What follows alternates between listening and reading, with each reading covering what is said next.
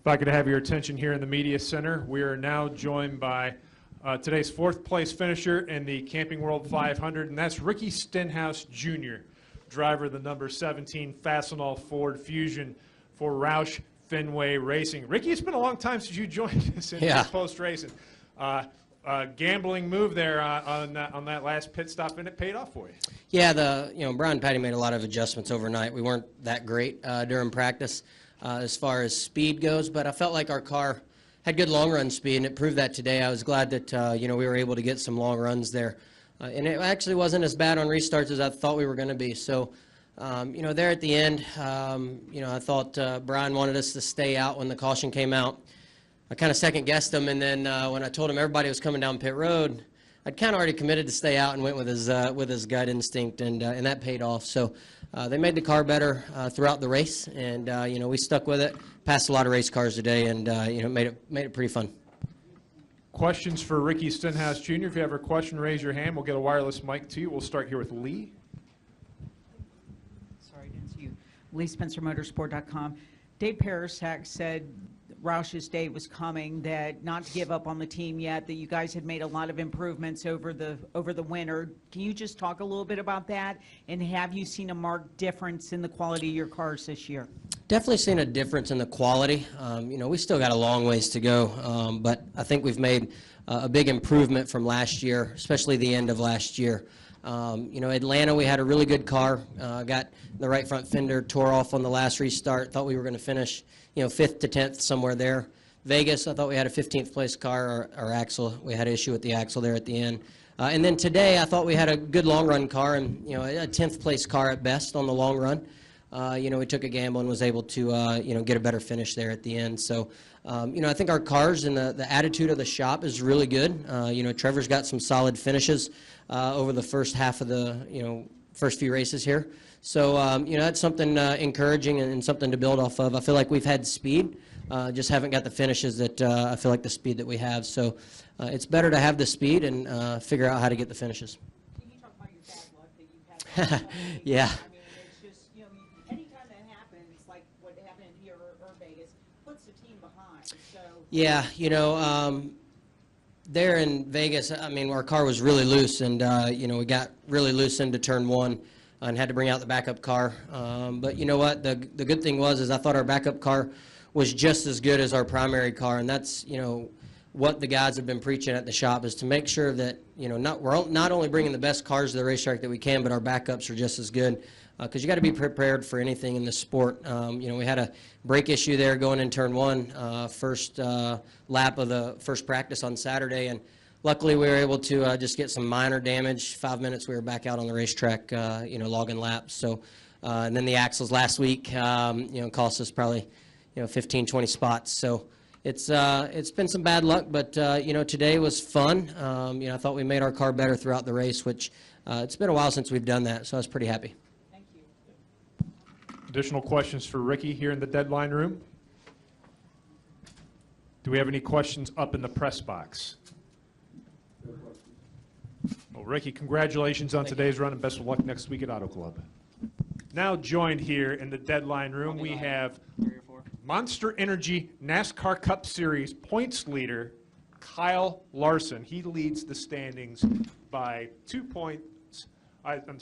points over Brad Keselowski.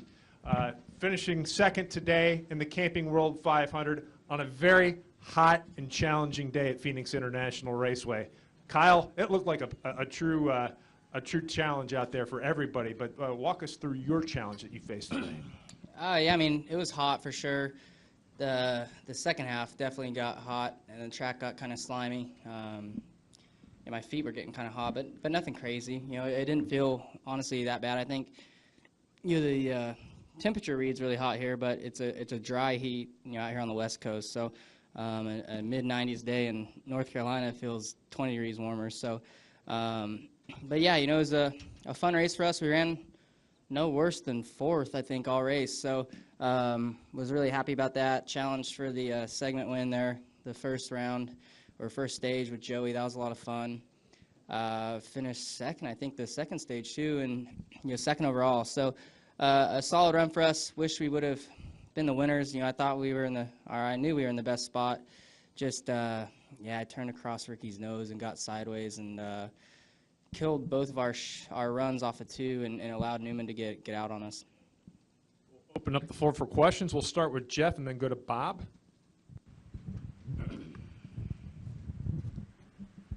Jeff Gluck from jeffgluck.com. Kyle, I think you said something coming into this race about how finishing second is never going to get old because, you know, it's pretty awesome and you can just do that all year and you'd be fine with it. But at some point, you would think that it would get old. Are you approaching that point yet? No. You know, that long run there, before the end, when Kyle was leading, I was, you know, obviously he's way out in front, but I was satisfied with second. So I'd have been happier running second then than now, being our position on that restart. But like I've been saying, you know, all of this, you know, early year, we've never had this speed. So it's a lot of fun right now. I'm sure, you know, if I ran second for the next 8 weeks, yeah, it's probably going to grow old. But yeah, it's so cool to be one of the fastest cars every week. Feel like I've got a shot to win every week at a racetrack like here and Vegas, where I don't normally run good, and challenge for wins. So in Daytona, I suck on super speedways. So that's it's been a lot of fun to start this year, and I just hope we can continue to work hard, be consistent, be mistake-free on pit road and on the racetrack, and if we can just keep doing that, you know, the wins are going to come. I could easily have 4 wins right now. Just got to keep working hard. Go next to Bob. Chris, ESPN. It's 4 seconds in your last 5 starts. Is there anything that you feel like is constant of what could be keeping you out of victory lane? Yeah, I mean, just little mistakes or inexperience or whatever you want to call it.